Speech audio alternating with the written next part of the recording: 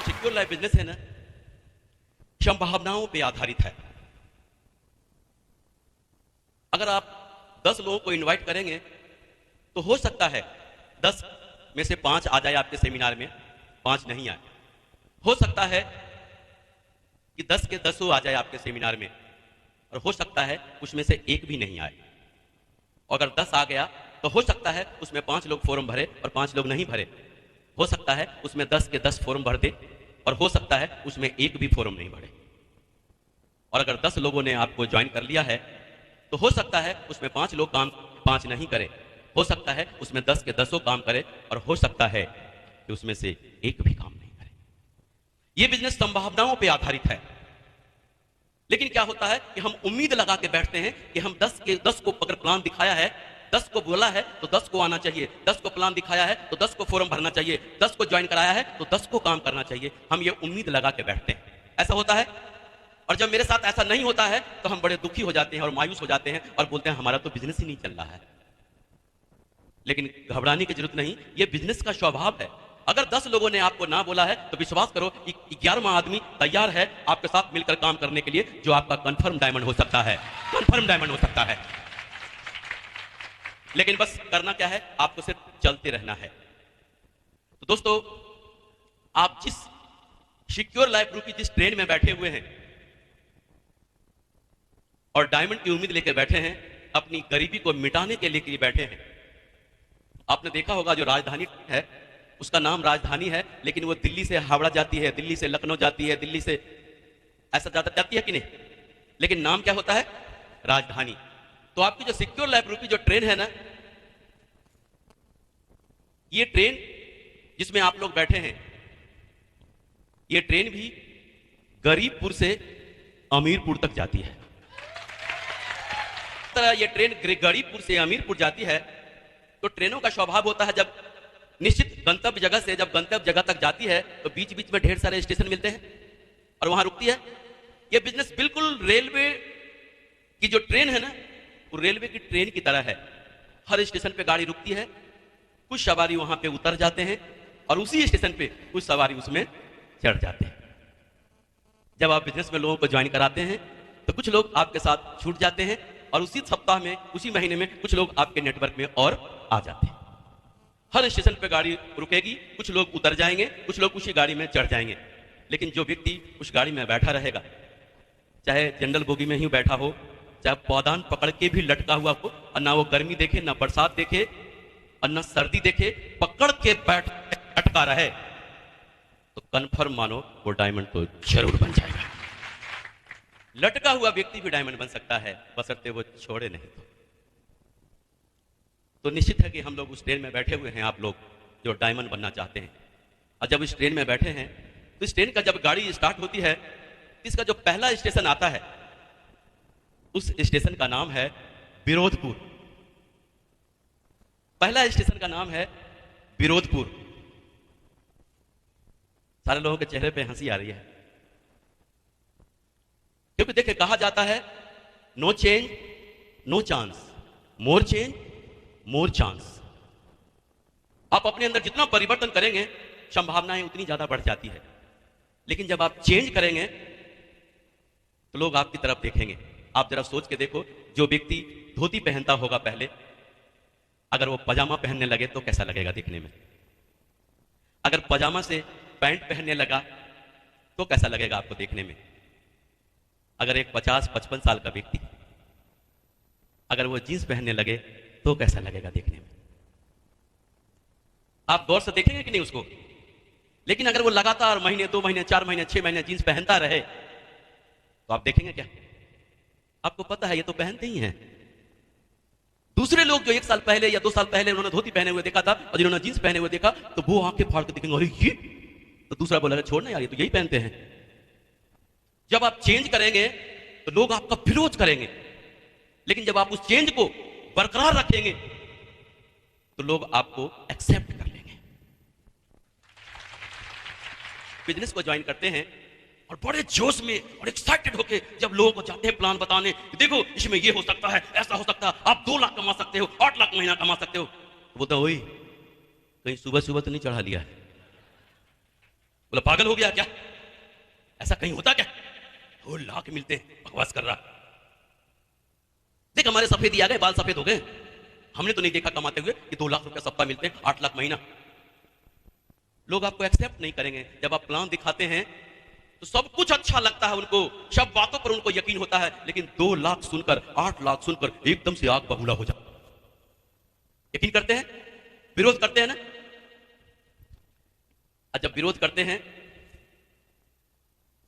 तो कुछ लोग जो है बेचारे 8-10 को जब मिला और 8-10 लोगों ने विरोध किया ना, तो उनको लगता है कि ये पढ़े लिखे हैं, अच्छे हैं, देखने में बढ़िया हैं, सब कुछ है, ये तो हमसे ज्यादा समझदार हैं, लगता है ये सही कह रहे हैं। ये वैसे होता है, मेरी बातों पे नहीं जाना है, मैं एक स्टोरी के माध्यम से बताना चाहूंगा।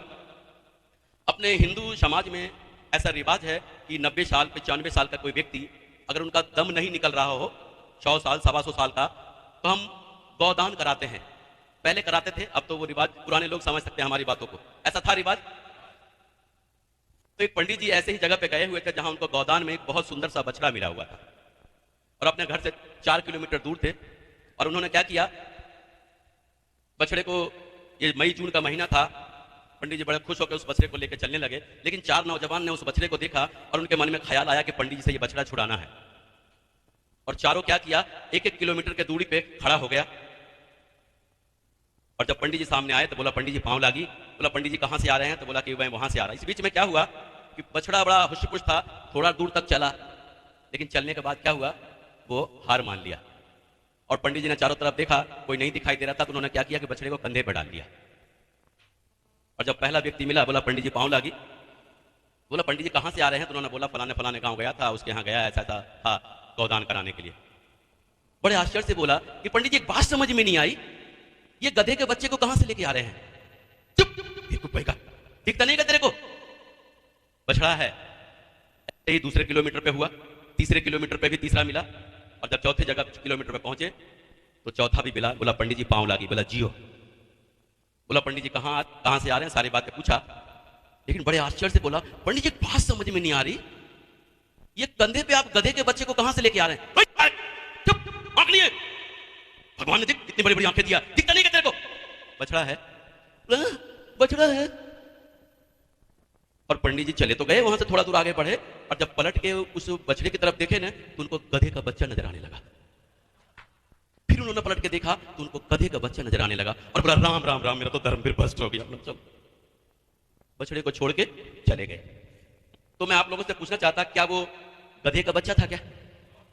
पंडित जी ने अपने हाथों से दान करा था। अगर एक जगह वो चारों मिलकर कहता ना कि ये गधे का बच्चा है, तो पंडित जी शायद कभी यकीन नहीं करते, लेकिन एक चारों अलग अलग दूरी पे बोला कि ये गधे का बच्चा है, तो पंडित जी को भी शक होने लगा। तो जब हम 10 लोगों को प्लान बताने जाते हैं और 10 लोगों से मिलते हैं और बोलता है तू फंस गया, तू फंस गया, तू फंस गया, 10 ऐसे बोलता है ना, तो उसको अपने आप पर शक होने लगता है, कहीं मैं फंस तो नहीं गया। और बेचारे एकदम से कोमा में चले जाते हैं। अपलाइन फोन करेगा, उठाएगा नहीं, घर पे मिलने जाएगा तो बच्चे से कहलवा देगा, बोल दो है नहीं, अगर दूर से भी देख ले तो रास्ता कट मार लेगा। और ऐसे लोग बेचारे विरोधपुर में ही उतर जाते हैं। क्या हम लोग विरोधपुर में उतरेंगे? विरोधपुर से गाड़ी खुली है तो अगला स्टेशन जो आने वाला है उसका नाम है सलाहपुर। जब हम किसी के पास प्लान दिखाने जाते हैं तो लोग बोलते हैं, ओए अपनी जवानी काहे को बर्बाद कर रहा है, पढ़ाई लिखाई कर, अच्छा बड़ा अधिकारी अच्छी नौकरी ले ले, काहे को इन चक्रों में पड़ा हुआ है।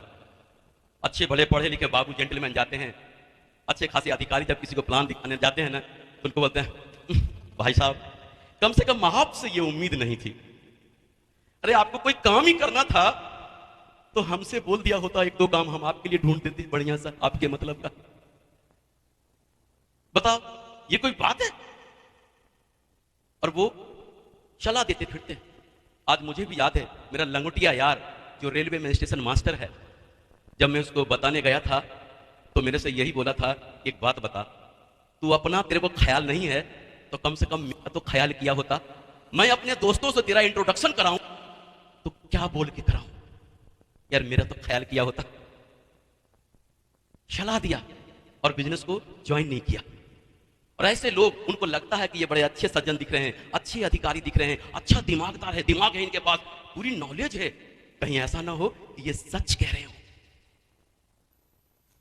और ये सलाहगिर कैसे होते हैं जानते हैं? जो सलाह देते हैं ये फोकटिया सलाहगिर होते हैं, फोकटिया सलाहगिर। फोकटिया सलाहगिर को समझते हैं? मेरी बात समझ रहे हैं? अगर कोई बढ़िया से मेहनत से पैसा कमाया हो और अपने दिमाग से एक बढ़िया सा घर बनवा रहा हो, सुंदर सा, और जब वो फोकटिया सलाहगिर अगर उसके घर पे आया ना तो बोलते हैं अच्छा अच्छा शर्मा जी घर बनवा रहे हैं।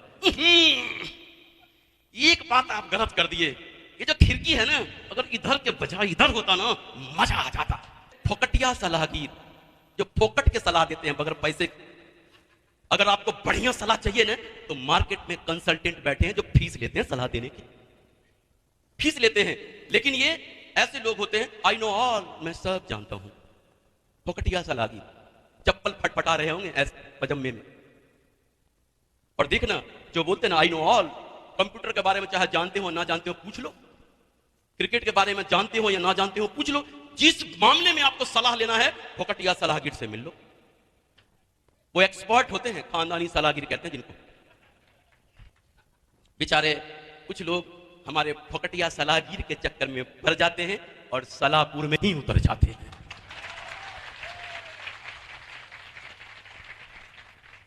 क्या लगता है हम सलाहपुर में उतरेंगे?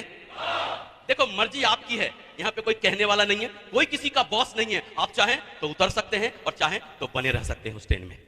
उतरेंगे? उतरेंगे? बधाई हो, आप सलाहपुर से भी आप आगे जा रहे हैं। लेकिन जब सलाहपुर से जब गाड़ी चली है तो कोई ना कोई स्टेशन तो आएगा ना। उस स्टेशन का नाम है होशियारपुर। होशियारपुर बड़ा खतरनाक स्टेशन है और वहां अच्छे अच्छे दिग्गज उतर जाते हैं। जबकि लीडर का मतलब है उन्होंने सारा काम करना सीख लिया है। तो जो व्यक्ति सारा काम करना सीख लिया है वो ज्यादा बेहतर काम कर सकता है कि जो अभी अभी 10 दिन हुए ज्वाइन किए हुए, 15 दिन हुए ज्वाइन करे, वो ज्यादा बेहतर कर सकता है। और जो सीख लिया वो बोलता मैं लीडर हो गया, और लीडर काम नहीं करता। ये लोग कहां पे उतरते हैं? उनको गर्मी में गर्मी लगेगी, बरसात में उनको भीगने का डर होगा, और सर्दी में पूछो मत रजाई से निकलने का मन नहीं करता होगा। राजा ये ज्यादा लोग क्या करेंगे? ये फोन पे बात करेंगे, फोन पे से रिपोर्टिंग करेंगे। ये फोन वाले लीडर बन जाते हैं उसी टाइम से, जब सिल्वर होते हैं, सिल्वर स्टार होते हैं, गोल्ड होते हैं, उसी टाइम से ये बन जाते हैं। और ऐसे लोग होशियारपुर में उतर जाते हैं। तो मैं ये उन लीडर से बोलना चाहता कि ज्यादा होशियारी अच्छी चीज नहीं है। अगर होशियारी से बचेंगे तो आप आगे भी स्टेशन तक जाएंगे, और नहीं तो ऐसे लोग इन्हीं स्टेशनों पे उतर जाते हैं। क्या लगता है हम इन स्टेशनों पे उतरेंगे? उतरेंगे? बधाई हो। अगर नहीं उतरेंगे तो आपका अगला स्टेशन आपका वेट कर रहा है। और जब गाड़ी आगे चलती है तो अगला स्टेशन जो है वो तो समझ लें, और उस स्टेशन का नाम है आलस्यपुर। क्या है? आलस्यपुर। ये लोग कहां चले जाते हैं? ये लोग ट्रेनिंग में भी नहीं आएंगे, सेमिनार में भी नहीं आएंगे, रोज नए नए कपड़े बदल रहे होंगे, एटीएम में डाला निकाला, हर शादी को अटेंड कर रहे होंगे, जन्मदिन को, हर मुंडन को, हर जो भी समाज में दोस्तों में जो भी एक्टिविटी हो रहा हो हर जगह मौजूद होंगे। खूब चमके कपड़े, दनादन पैसे तो आ ही रहे हैं, धक्का डाला एटीएम में निकाला, सूट है, पैंट है, एक से एक ड्रेस मटेरियल है, एकदम बाल काट के तन के चलते हैं। और कोई भी वो क्या सोचते हैं, कभी आएंगे भी तो सेमिनार खत्म होने से एक बार झांक लेंगे हमारे ये नौकर चाकर आए हैं कि नहीं, ट्रेनिंग में देख लेंगे ये आए हैं कि नहीं हमारे काम करने वाले। और जब ट्रेनिंग में इनका डाउनलाइन अपने लीडर को नहीं देखता, सेमिनार में इनका डाउनलाइन अपने लीडर को नहीं देखता, तो एक एक करके इनकी टीम मरने लग जाती है। लेकिन इनको परवाह नहीं, ये तो बस ऐस कर रहे होते हैं, ऐस। अब क्या जरूरत है काम करने की। 15,000, 20,000, 25,000, 40,000, 50,000 चेक आ रहे हैं। इनको झटका तो जब लगता है जब कार्ड को एटीएम में डालते हैं और कार्ड बोलता है नो बैलेंस।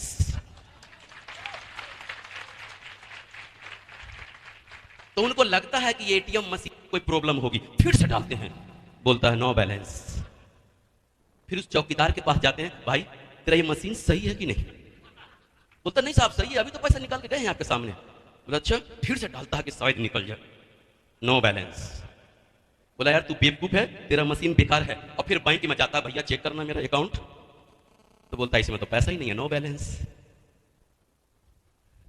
अब उनको झटका लगता है और बोलते हैं ए क्या हुआ, कब हुआ, कैसे हुआ, जाने ना।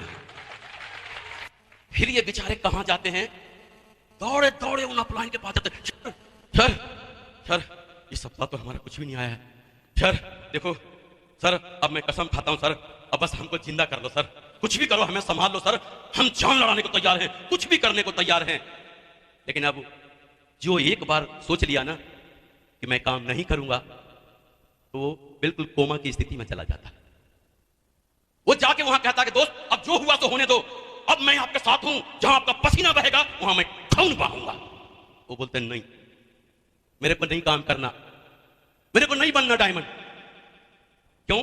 जब उसको जरूरत थी उसकी, तब उसने साथ नहीं दिया। और जब एक बार आदमी का मन काम से उचट जाए तो हट ही जाता है। और वो बेचारे जानते हैं, जब लाख कोशिश कर लेते हैं, अपलाइन से खुद भी प्रयास कर लेते हैं, और वो व्यक्ति जब एक साथ नहीं आता है, तो फिर से वो अगर डायमंड बनना है तो अपना बैग उठाते हैं और फिर से बेचारे काम करना शुरू करते हैं। फिर उनका 1,000 का चेक आता है, फिर 2,000 का आता है, फिर 3,000 का, और वो आखिर में उनसे पीछे पीछे के लोग आगे बढ़ जाते हैं और वो बहुत बहुत डायमंड बनते हैं। और नहीं तो कुछ लोग वहीं पे अलविदा कह देते हैं इस बिजनेस को। और बहुत खतरनाक स्टेशन है, लेकिन आलस तभी आता है जब रोकड़ा आने लगता है। तो दोस्तों मैं ये रोकड़े वाले से कह रहा, चाहत ये होनी चाहिए कि 10,000 का चेक आया है तो 15 का आना चाहिए, 15 का चेक आया है तो 20 का होना चाहिए, 1 लाख का आया है तो 2 लाख का आना चाहिए, ये चाहत होनी चाहिए। पढ़ते हैं तो बिजनेस को और सीरियस होने की जरूरत है, और मेहनत करने की जरूरत है। और जब तक हम कैपिंग पे नहीं आ जाए, वहां तक की मेहनत की जरूरत है। तो बहुत सारे लोग आलस्यपुर में उतर जाते हैं। तो क्या लगता है हम आलस्यपुर में उतरेंगे? आप सारे लोग डायमंड बन गए हैं और अमीरपुर पहुंच सकते हैं, अमीरपुर पहुंच सकते हैं। मात्र 5 ही स्टेशन है। अगर 5 स्टेशन तक इसको मजबूती से पकड़ लिया तो आप अपने खानदान का टाटा बन सकते हैं, टाटा। मुख्य बात क्या है, अगर किसी को डॉक्टर बनना हो तो डॉक्टरी की पढ़ाई करता है, डॉक्टरी की बुक लेता है। और डॉक्टर को पढ़ाता कौन है? डॉक्टर ही पढ़ाता है ना। किसी को लॉयर बनना हो तो वहां भी वही बात होता है, किसी को सीए बनना है तो वहां भी यही बात होता है ना। सीए ही पढ़ाते हैं, कोई लॉयर ही पढ़ाते हैं, और वो सीए की बुक पढ़ता है, लॉयर की बुक पढ़ता है। ऐसा नियम है ना, और नियम पूरे दुनिया में काम करता है। अगर हम लोगों को भी डायमंड बनना है तो हम लोगों को कौन पढ़ाएगा? और हम लोग कौन सी बुक पढ़ेंगे? डायमंड वाली। अगर डायमंड की पूरी सिलेबस आपके पास है और सिलसिलेवार अगर आपने उसको पढ़ा तो आपको डायमंड बनने से कोई नहीं रोक सकता। लेकिन दिक्कत तो जब आती है जब हम लोगों को बुक लेने के लिए बोलते हैं, फोल्डर लेने के लिए बोलते हैं, सीडी लेने के लिए बोलते हैं, तो बोलते हैं सर अभी तो चेक आने दो, अभी तो 1 रुपया कमाया नहीं है और पहले कह रहे हो कि ये लो। ऐसा होता है। अगर कोई मोटरसाइकिल का मैकेनिक है, मैकेनिक बनना चाहता है, अगर मैकेनिक है तो 10, 20, 25, 50 मोटरसाइकिल की रिपेयरिंग कर देता है ना। लेकिन अगर कोई मोटरसाइकिल का मैकेनिक बनना चाहता है और उससे अगर वो बोले कि भैया ठीक है 1 मोटरसाइकिल सही कर दो यार, विकी तो करना है, कर दे, तो चाहे वो एक मोटरसाइकिल सही करे, चाहे 2 करे, चाहे 1000 करे, उसको मोटरसाइकिल का मैकेनिक बनने के लिए सीखना पड़ेगा ना। इस बिजनेस में लोग क्या करते हैं, अरे बस 2 ही लोगों को तो ज्वाइन कराना है, और इसके लिए बोलता ट्रेनिंग में चलो फ्राइडे को। हमारा दिमाग खराब है क्या, मैं ट्रेनिंग में जाऊं? 2 लोगों को ज्वाइन कराने के लिए भला ट्रेनिंग की क्या जरूरत है? अभी ले मैं 1 मिनट में 2 को ज्वाइन कराता हूं। एक मोटरसाइकिल को सही करने के लिए भी आपको सीखना पड़ेगा, तभी आप उसको सीखेंगे, तभी उसको आप सही कराएंगे। तो चाहे 2 लोगों को ज्वाइन कराएं, चाहे 1 लोगों को ज्वाइन कराएं, चाहे 2000 लोगों को ज्वाइन कराएं, इसके लिए सीखना पड़ेगा कि नहीं? तो क्या हम सीखने को तैयार हैं? अगर आप सीखने को तैयार हैं तो विश्वास करो, आप ही डायमंड हैं, आप ही डायमंड। पेशेंस का है, और सीखने की कोई उम्र नहीं होती। लेकिन कुछ लोग बोलते हैं कि मेरी 45 साल की उम्र हो गई है, बताओ ये कोई सीखने का है? मेरी 50 साल की उम्र हो गई, 55 साल की उम्र हो गई, और आप कह रहे हो अभी भी सीखो, अभी भी ट्रेनिंग में जाओ। लेकिन मैं आपको बताता, जो नशा मुझे 18-20 साल की उम्र में, 25 साल की उम्र में वो पढ़ने का नहीं था, उससे ज्यादा सैकड़ों गुना नशा आज मुझे पढ़ने का है। आज क्योंकि मैं एक बात समझ में आ गया है मुझे कि सत्येंद्र प्रसाद, तुम अपनी नॉलेज को जितना बढ़ाएगा, जितना पढ़ेगा, जितना एजुकेशन अपने अंदर डालेगा, जीवन में तू जो चाहे वही पाएगा, वही पाएगा जो चाहे। अगर सीखने की प्रक्रिया शुरू कर दो तो। लेकिन सीखने के लिए कम ही लोग तैयार होते हैं, सिखाने के लिए ज्यादा लोग तैयार होते हैं। सुनने के लिए कम लोग तैयार होते हैं, और सुनाने के लिए ज्यादा तैयार होते हैं, क्योंकि सबके अंदर बड़ी बड़ी है, सब सुनाने को बेताब है, सुनने को कोई तैयारी नहीं। और कहा जाता है अगर सुनना, अगर बोलना अगर चांदी है तो सुनना सोना है। और सुनने वाला आदमी सीखता है, बोलने वाला आदमी नहीं सीखता। बोलने वाला आदमी सीखेगा तभी जब वो सुनने वाला बनेगा। आज हम लोग यहां पर हैं तभी हैं जब हमने सुनने वाला बना। तो शुरू में सीखना अच्छा लगता। आप बच्चे को स्कूल भेज के देखें, बच्चा रोता पीटता है कि नहीं? स्कूल जाना चाहता क्या? तो उसी तरह से यहां जो लोग ज्वाइन किए हैं ना, वो भी अगर कोई 10 दिन में ज्वाइन किया है अभी, तो 10 दिन का बच्चा है, चाहे उम्र 50 साल का क्यों ना हो। अगर 20 दिन हुए हैं ज्वाइन किए हुए, तो 20 दिन का बच्चा है।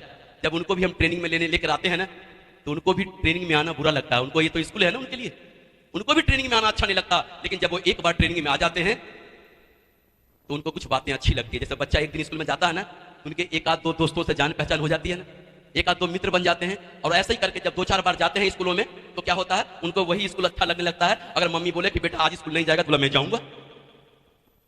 तो अगर आपने अपने लोगों को पकड़ के ट्रेनिंग में लाने लगा, उनको साथ लेकर ट्रेनिंग में आने लगा, सेमिनार में आने लगा, तो देखना उनको यहीं पे आने में मजा लगेगा और मजा आएगा। फ्राइडे के दिन वो कहीं पे नहीं होंगे, संडे के दिन कहीं पे नहीं होंगे, फंक्शन के दिन कहीं नहीं होंगे। दुनिया में उनके कुछ भी काम हो, संडे और फ्राइडे को नहीं होगा उनका काम, संडे और फ्राइडे का नहीं होगा। कहा जाता है कि बड़ी बड़ी खुशियां छोटी छोटी बातों में, तो बड़ी बड़ी सफलता भी छिपी हुई है इन छोटी छोटी बातों में, जिसको कि हम नजरअंदाज कर देते हैं। मिस्टेक कहां होती है कि जब हमें कोई डीडी देता है तो हम उस डीडी को रखे रहते हैं। अगर बुधवार को डीडी दिया है तो हम बुध भी रखेंगे, बृहस्पति भी रखेंगे, शुक्रवार रखेंगे, शनिवार रखेंगे, इतवार रखेंगे, सोमवार रखेंगे, उसको मंगल को भेजते हैं। मंगल को ही रजिस्ट्रेशन करते हैं और मंगल को भेजते हैं। इसमें जानते हैं क्या कमी रह जाती है? हम उस व्यक्ति का एफआईएम नहीं कर पाते हैं। क्यों? अगर हम एफआईएम करने गए तो उसने बुधवार का डीडी दिया है और 6 दिन बाद का परफॉर्मा इनवॉइस निकाल के देंगे उनको और कहेंगे कि देखो आज से आपका दिन शुरू होता है।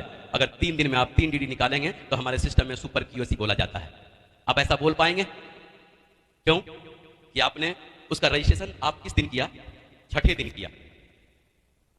अगर एफआईएम, अगर संजय जैन जी ऐसा बोलते हैं कि अगर आप तबीयत से किसी के घर एफआईएम करते हैं तो उसी घर से आपको 2 से 3 डीडी मिल जाएगा, उसी घर से 2 से 3 डीडी मिलेगा। लेकिन क्या होता है, हम एफआईएम नहीं करते। उसकी वजह क्या है कि हम सेम डे में उनका डीडी नहीं डिस्पैच करते। अगर डीडी डिस्पैच भी नहीं करते हैं तो अगर उनका रजिस्ट्रेशन सेम डे कर दें, क्योंकि आपको मालूम है कि मंगलवार के दिन यहां पे से ग्रीन शुरू होती है मंगलवार को, तो आप मंगलवार को उनका डीडी भेजें, मेल करें, लेकिन रजिस्ट्रेशन इंटरनेट पे सेम डे जिस दिन डीडी दिया है उसी दिन करके उनके घर एफआईएम करने चले जाएं। अगर किसी घर में 2 से 3 डीडी अगर आपको नहीं भी मिलता है तो उस घर में आपका विश्वास बढ़ जाएगा और लोग मिलकर काम करेंगे और आप उनको प्रमोशन कर देंगे बढ़िया से। प्रमोशन कैसे?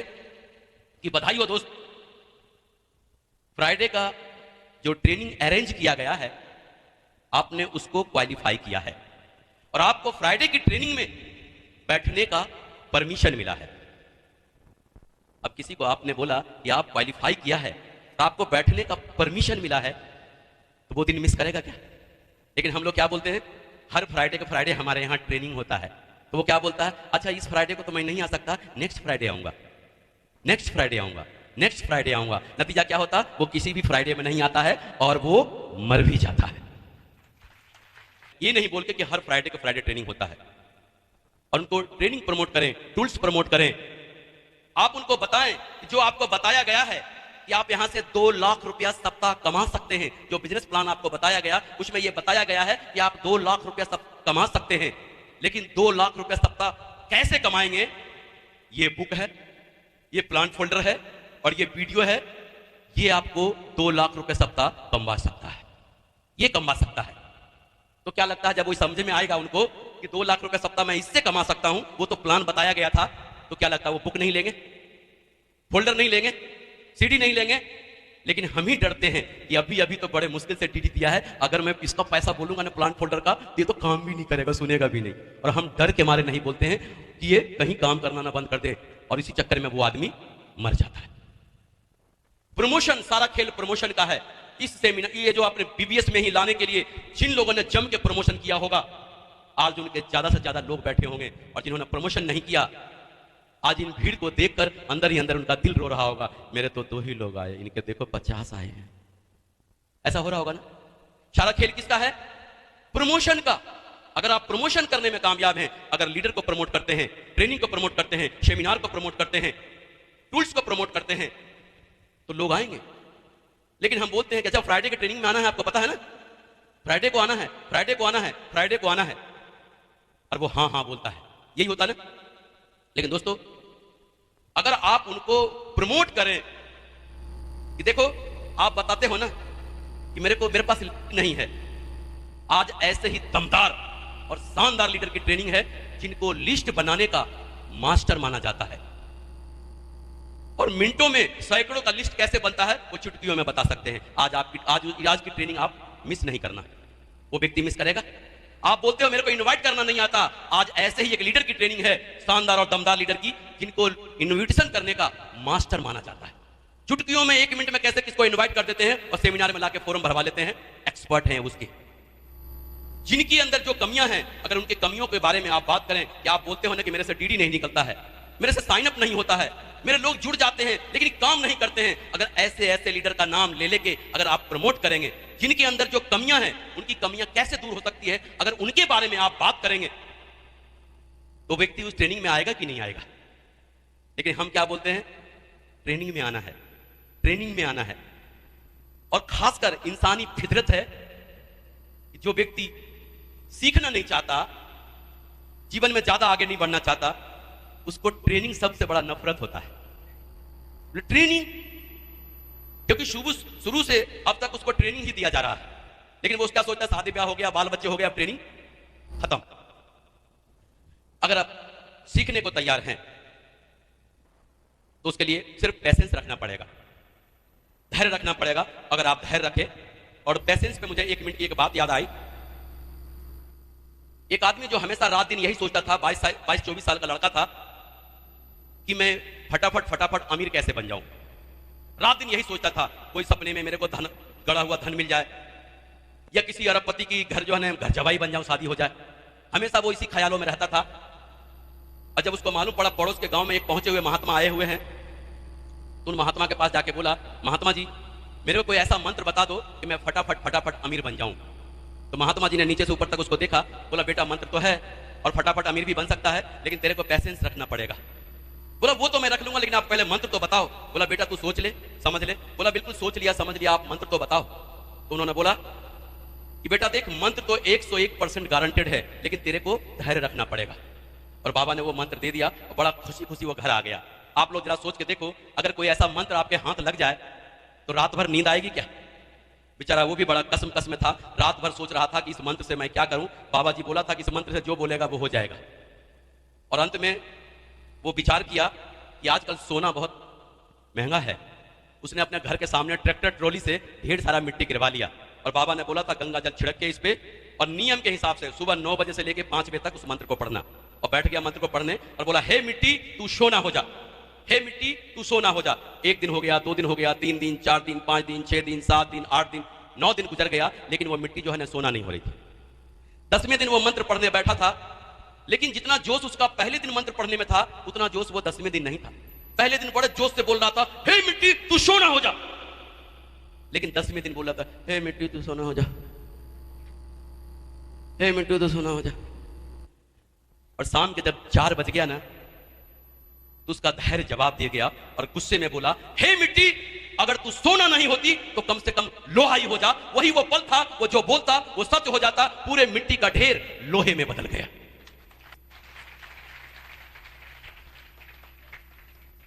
मंत्र गारंटेड था या नहीं? 101% गारंटेड था।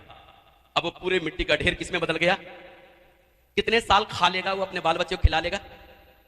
लेकिन आप सोच के देखो अगर सोना बन जाती तो पीढ़ियां खाती ना। किस वजह से सोना नहीं बना? उसने अपना धैर्य खो दिया, पैसेंस। तो यहां पर जिन्होंने भी आपको बोला है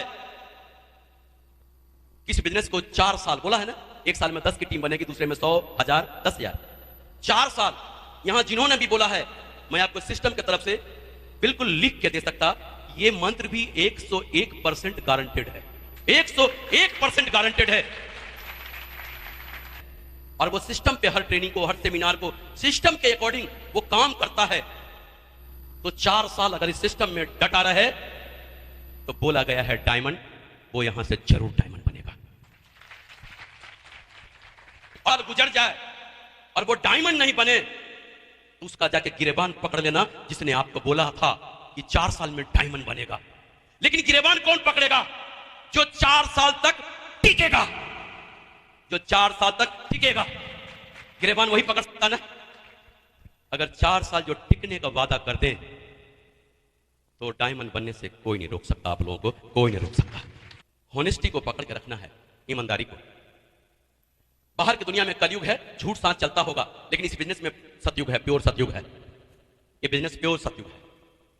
अगर आप झूठ बोलेंगे तो आपका बिजनेस गड्ढे में चला जाएगा, क्योंकि आप जिनको भी ज्वाइन कराएंगे वो आपके सगे संबंधी होंगे, दोस्त होंगे, रिश्तेदार होंगे, पड़ोसी होंगे, मोहल्ले वाले होंगे। अगर आपने उनको झूठ बोल के ज्वाइन करा लिया तो हो सकता आज उसको पता नहीं है, आज वो नया है, लेकिन 2 महीने बाद, 6 महीने बाद, 1 साल बाद वो नया नहीं रहेगा।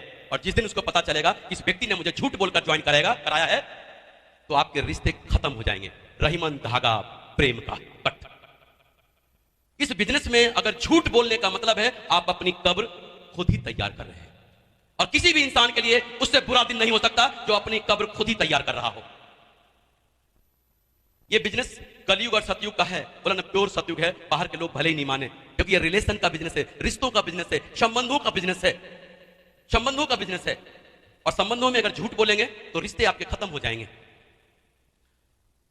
और संबंध अगर मजबूत कर लिया तो आपका बिजनेस में 4 चांद लग जाएगा। जैसे देखें, अगर कोई व्यक्ति दूध आधी लीटर दूध रोज पिए, लगातार महीने भर, 2 महीने, 3 महीने, 4 महीने पिए, तो 4 महीने बाद थोड़ी सी तंदुरुस्ती दिखाई देगा कि नहीं? 4 महीने बाद थोड़ी सी तंदुरुस्ती दिखाई देगा। लेकिन अगर कोई 1 क्वार्टर पी ले तो तुरंत असर करेगा ना। ये जो दूध है ना, ये सतयुग है, और जो क्वार्टर है ना, कलयुग है। लेकिन जीवन बहुत अच्छा कट रहा था। एक हमारे मित्र जब मेरे घर एक दिन बिजनेस प्लान को बताने आए, उस टाइम भी मुझे बहुत बुरा लगा था जो वो प्लान बताने आए थे। मैंने बोला यार, जिससे मैं नफरत करता ये वही बताने आया है, क्योंकि वो मेरे मित्र हैं, मैं उनको भगा भी नहीं सकता था। मैं इनकम टैक्स के अंदर आ गया था उस टाइम, मुझे टैक्स रिबिट में कहीं ना कहीं इंश्योरेंस की जरूरत पड़ती थी। तो मैंने सोचा कि चलो ये तो किसी तरह, ये मैंने उनको बला समझा था, और मैंने सोचा था ये बला किसी तरह टाल दूं। एक इंश्योरेंस मैंने ले लिया था टैक्स रिबिट के लिए, चलो इनका मन भी रह जाएगा और हमारी दुआ सलाम भी बनी रहेगी। वो बड़े खुश होकर चले गए उस दिन। लेकिन मुझे झटका तो जब लगा जब अगले दिन वो फिर मेरे घर आ गए और बोले दोस्त अब अपन मिल के काम करते हैं, चलते हैं ट्रेनिंग में और चलते हैं सेमिनार में। तो मुझे लगा कि जिस बला को मैं टालने की कोशिश किया था, ये बला तो उल्टे मेरे गले पड़ गई। और मैंने बोला दोस्त देखो, कम से कम मेरे को माफ कर दो। आप मेरे घर आए, आपका मान रखा कि नहीं? खाली हाथ वापिस तो नहीं किया ना? चीज बहुत बढ़िया है, अगर कोई मिलेगा ना बताऊंगा, लेकिन मेरे को माफ कर दो। आज भी मुझे याद है, उनको बहुत बुरा लगा होगा, लेकिन हर दूसरे तीसरे दिन वो मेरे घर आ जाते थे और बोलते थे दोस्त बहुत ही बढ़िया बिजनेस है, जीवन बदल जाएगा। और इस तरह से लगातार लगातार 9 महीना तक मेरे साथ उन्होंने चोर सिपाही का खेल खेला था। मैं भागता था, वो पकड़ते थे, मैं भागता था, वो पकड़ते थे, मैं भागता था, वो पकड़ते थे, लगातार 9 महीना तक। एक ही इलाके का रहने वाला, अगर मैं रास्ते में देख लूं ना तो रास्ता कट मार लेता था कि मेरा भेजा खाएगा ये। लेकिन दोस्तों, एक ही इलाके का रहने वाला, एक दिन की बात है, एकदम आमने सामने टक्कर हो गई, मैं भाग भी नहीं सकता था। उन्होंने बोला, दोस्त मैं देख रहा हूं कि तू बहुत परेशान है। मैंने कहा, परेशान तो छोड़, दोस्ती वोस्ती हमारी सब खत्म। उन्होंने देखा कि ये वाकई में काफी परेशान है, तो बोला, दोस्त ऐसा करते हैं, एक दिन का समय मुझे और दे दो, उसके बाद कभी भी इस बिजनेस के बारे में बात नहीं करूंगा, पुराने दोस्त बन के मैं आपके साथ रहूंगा। तो मुझे लगा कि जो 9 महीना का चोर सिपाही का खेल अगर एक दिन में खत्म होता, तो मैंने बोला, बता तू कहां लेकर चलता, खबरदार जो इस कंपनी के बारे में फिर बात किया तो बोला, डन, बिल्कुल नहीं करूंगा। सारा काम धंधा छोड़ के मैं उसके साथ चला गया कि चलो आज इससे निपट ही लेते हैं। आज भी मुझे याद है, आगरा का एक शानदार ऑडिटोरियम है, सूर सदन, जहां पे उसने मुझे ले गया, एक ऐसे ही चेयर पड़ा था, उस पर बैठा दिया और मैंने सोचा कि चलो आज इससे छुटकारा पा। डायमंड क्या होता है मुझे नहीं मालूम। उस दिन एक डायमंड लीडर का सम्मान हो रहा था, एक व्यक्ति डायमंड बना था, जितना सम्मान उस व्यक्ति को मिला, जितनी अच्छी अच्छी बातें उस व्यक्ति ने बोला, पहली बार मुझे लगा यार बिजनेस तो बहुत बड़ा है। लेकिन चलने से पहले उसने एक बात बोला था कि 350 रुपया लगेगा। मैंने बोला, तेरा दिमाग खराब है क्या? तो सोचा कि अगर 350 रुपया इससे मांगूंगा तो ये जाएगा भी नहीं। तो बोला, चलो, मैंने बताया 350 रुपया वहां पर टिकट है।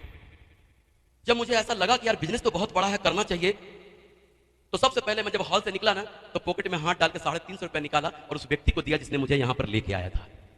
मैंने बोला, यार इसका पैसा लगा है, इसने चीज तो बहुत बढ़िया दिखाया, और चुपचाप घर चला गया। और मन ही मन सोच रहा था कि बिजनेस तो बढ़िया है, करना चाहिए, बिजनेस तो बहुत बढ़िया करना चाहिए। लेकिन अगले पल लग रहा था कि लोग क्या कहेंगे कि तू 40 से 50 हजार कमाता है, तेरे को यही मिला, इससे अच्छा तू ये कर लेता, वो कर लेता, ऐसा कर लेता, वैसा कर लेता। इसी डर के मारे मैं किसी को बोलता नहीं था।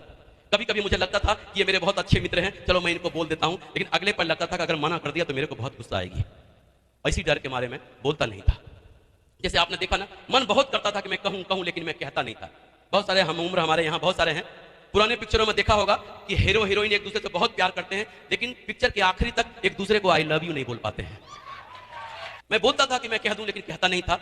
अगले दिन मेरा मित्र फिर आया मेरे घर, लेकिन 9 महीने बाद पहली बार मुझे बुरा नहीं लगा। चाय पानी नाश्ता भी कराया। उसने बोला, दोस्त आज हमारे यहाँ की ट्रेनिंग है, अगर तू चल सके तो चल, नहीं तो कोई बात नहीं। दूसरे दिन उसने मुझे ऑप्शन दिया, तो मुझे लगा कि यार ये पहले दिन तो ले गया तो बहुत ही बढ़िया चीज दिखाया, पता नहीं आज क्या दिखाएगा। तो मैं भी थोड़ा सा मूड हो गया कि चलते हैं, देखते हैं, और मैं भी चला गया।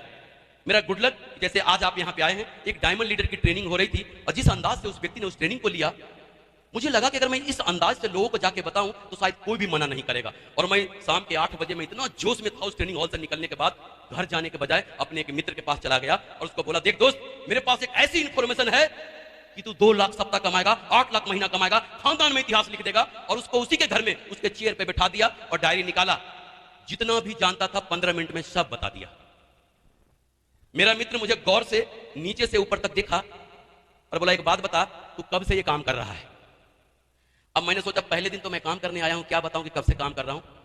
फिर भी मैंने हिम्मत जुटा के बोला, क्योंकि 9 महीना तो मेरा चोर सिपाही में हो गया था। मैंने बोला, दोस्त 10 महीने से ये बिजनेस कर रहा हूं मैं। तो बोला, तू 10 महीने से ये बिजनेस कर रहा और मुझे आज बताया? और वो दिन था 7 अप्रैल 2009, मेरे जीवन का वो सर्वश्रेष्ठ दिन था, क्योंकि मेरा मित्र मेरे बिजनेस को ज्वाइन कर लिया था। जब वो ज्वाइन कर लिया तो मैं सोच रहा था कि लोग क्या कहेंगे, लेकिन उल्टा ये शिकायत कर रहा कि तूने पहले क्यों नहीं बताया। वो दिन था और आज का दिन है, मैंने पलट के नहीं देखा, काम करता चला गया, काम करता चला गया। जो मैं वहां पे अपने बिजनेस में महीने में 50 हजार कमाता था, उससे ज्यादा जब मैं सप्ताह में कमाने लगा तो मैं बड़ा कस में था कि मैं वो वाला बिजनेस करूं या ये वाला करूं, वो वाला करूं या ये वाला करूं। और अंत में मैंने एक कठोर डिसीजन लिया।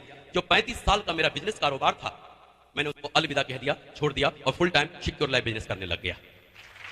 जब मैं सिक्योर लाइफ बिजनेस करने लगा और अपना बिजनेस छोड़ दिया, तो मेरे सगे संबंधी, मेरे मित्र मुझे समझाने आए कि देखे मेरे भाई, इन कंपनियों के चक्कर में मत फंस, यहां पे कोई भी करोड़पति नहीं बना है, तू तो अच्छा भला 40-50 हजार कमाता है, अपने इन बच्चों की तरफ देख, ऐसा कुछ भी नहीं होता है।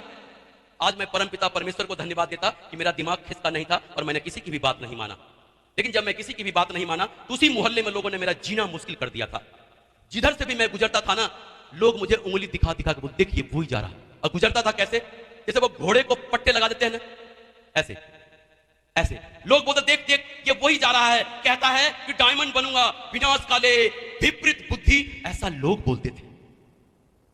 मजाकों की तो हद कर देते थे। जब मैं अपने ही खास खास मित्र जब खड़े होते थे और मैं जाता था ना, तो बोलते थे, ओए देख डायमंड आ रहा, डायमंड, रास्ता छोड़ दे, रास्ता छोड़ दे। मेरा मजाक उड़ाने के लिए रास्ता छोड़ देते थे। और जब मैं वहां पहुंचता था तो बोलते थे, देख डायमंड आ रहा, डायमंड, ताली बजा, ताली बजा, ताली बजा। मेरा मजाक उड़ाने के लिए तालियां बजाते थे। जो भी एक सफल लोगों को बोला, एक एक बातें सब मेरे लिए बोला। देख आज पैदल चल रहा है, कल कार में चलेगा, आज इसको फ्री में देख ले, कल देखने का टिकट लगेगा, डायमंड बनेगा, खानदान में इतिहास लिखेगा। लेकिन मैं आप लोगों से पूछना चाहता, उन्होंने जो कुछ भी बोला, एक एक बात उनकी मेरे साथ सच हो गई। अगर आप लोगों को भी कोई बोल रहा है तो विश्वास करो, आप लोगों की भी एक एक बात सच हो जाएगी, एक एक बात सच हो जाएगी। थोड़े दिन तक सह लिया ये सब चीज, थोड़े दिन। अगर जीवन भर सहना होता तो मैं क्या, कोई भी नहीं सहता। लेकिन थोड़े दिन ऐसा सहने के बाद जिस तरह का जीवन चाहिए आप जी सकते हो। भगवान का धन्यवाद करें, दुनिया का बेहतरीन बिजनेस सिक्योर लाइफ ग्रुप के रूप में आप लोगों को मिला है। आप लोग खुश नसीब हैं कि दुनिया का सबसे बेहतरीन बिजनेस आपके पास है। एक मौका दिया था, एक मौका दिया है। बाहर की दुनिया में मुझे कोई भी नहीं मिला ऐसा एक भी व्यक्ति जो इस मैट्रिक पास सत्येंद्र प्रसाद को बोले कि सत्येंद्र प्रसाद मैं तेरे को डॉक्टर बना दूंगा, आपको इंजीनियर बना दूंगा, अधिकारी बना दूंगा। एक भी आदमी नहीं मिला मुझे ऐसा 50 साल की उम्र में ऐसा बोलने वाला। लेकिन सिक्योर लाइफ बिजनेस में एक व्यक्ति मुझे मिला जो मुझे यकीन दिलाया, विश्वास दिलाया कि सत्येंद्र प्रसाद आप यकीन करो, आपको मैं डायमंड बना दूंगा, सिर्फ चलते रहो। और मैं उस व्यक्ति की बात मान लिया और आज आप लोगों के सामने, आज शुरू में मैं यही सोचता था कि ये फंसने फंसाने वाला बिजनेस है। अगर ये फंसने फंसाने वाला बिजनेस होता तो राजीव चतुर्वेदी जी ने संजय जैन जी को फंसाया, आज 20 करोड़ से ज्यादा कमाया है उन्होंने। संजय जैन जी ने ओम प्रकाश जी को फंसाया, आज 16 करोड़ से ज्यादा कमाया उन्होंने। ओम प्रकाश जी ने नरसिंह ग्रेवाल जी को फंसाया, आज वो भी 10 करोड़ से ज्यादा कमाया है। और नरसिंह ग्रेवाल जी ने माधव सर जी को फंसाया, आज करोड़ों में है। आज सर ने खुद ही बोला है कि 5 से 6 करोड़ कमाया है सर ने, 6 करोड़। और सर ने मुझे फंसाया, आपके सामने हूं। अगर फंसने फंसाने से किसी के घर की गरीबी मिट जाए, किसी के घर में खुशियां आ जाए और उनका परिवार पीढ़ियां सुरक्षित हो जाए, तो मैं ऊपर वाले से दुआ करता कि दुनिया में हर आदमी को फंसाना चाहिए। अगर मैं अपने अचीवमेंट की बात करूं, मेरे 2 बच्चे हैं। मेरा बेटा एमएससी एग्रीकल्चर कंप्लीट कर चुका है, सारे लोग जानते हैं। सिक्योर लाइफ के इतिहास में सबसे कम उम्र का डायमंड, 22 साल का डायमंड, मिस्टर राकेश प्रसाद। 22 साल में लोग अपने जीवन को नहीं समझ पाते हैं कि मैं कैसे करूं, क्या करूं, कहां करूं। आपने एक बात सुना होगा कि पढ़ते पढ़ते किसी की नौकरी लग जाती होगी, लेकिन यह तो ना देखा होगा ना सुना होगा कि पढ़ते पढ़ते कोई रिटायर हो जाता है। पढ़ते पढ़ते कोई रिटायर हो जाता है। वीकली इनकम देखेंगे तो लाखों की है। सोच के देखो कितना पावर है इस बिजनेस में। बिटिया भी इस बिजनेस में है और मैंने सारे लोगों से बोला है बिटिया को भी मैं डायमंड बना के छोड़ूंगा, कंप्लीट डायमंड, बिटिया को भी। अब सोच के देखो, जिस लड़की के पास 8 लाख की इनकम होगी, क्या उसके माँ बाप को रिश्ते ढूंढने की जरूरत पड़ेगी क्या? यह सोचने की जरूरत है कि इनके सास ससुर, जेठ जेठानी इनको ससुराल में कैसे रखेंगे, कैसे रखेंगे? बोलो ना, पलकों पे, हथेलियों पे तो बजाओ ना। अचीवमेंट की ज्यादा बात नहीं करूं, सिर्फ इतनी सी बात करूं। आज करोड़ों के मकान में रहता हूं और 50 लाख रुपए की ऑडी कार में चलता हूं।